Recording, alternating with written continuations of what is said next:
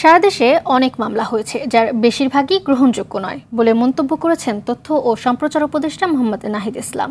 দুপুরে লক্ষ্মীপুর সদর উপজেলার ভাঙাখাঁ উচ্চ বিদ্যালয়ে বন্যার্তদের ত্রাণ বিতরণ শেষে সাংবাদিকদের প্রশ্নের জবাবে তিনি এই কথা বলেন। এছাড়া সুনির্দিষ্ট অভিযোগের ভিত্তিতে মামলা নেওয়ার পাশাপাশি অভিযুক্তদের বিরুদ্ধে দ্রুত ব্যবস্থা নিতে আইনশৃঙ্খলা বাহিনীর প্রতি আহ্বান জানান তিনি। আর ফ্যাসিবাদীদের বিচার বাংলার মাটিতেই হবে বলেও জানান তথ্য ও সম্প্রচার উপদেষ্টা। জেলা প্রশাসক রাজীব কুমার সরকার, পুলিশ সুপার মোহাম্মদ আক্তার হোসেন, সদর উপজেলা নির্বাহী কর্মকর্তা আরিফুর রহমান এ সময় উপস্থিত ছিলেন। ফ্যাসিস্টদের বিচার এই বাংলার মাটিতে হবে, সে যেই হোক না কেন। সেনাবাহিনীকে ম্যাজিস্ট্রেসি ক্ষমতা দেওয়া হয়েছে যাতে এই কার্যক্রমগুলো দ্রুত হয় এবং সারা দেশে যে মামলাগুলো রয়েছে অনেকগুলো মামলাই আসলে আবার গ্রহণযোগ্যও নয়।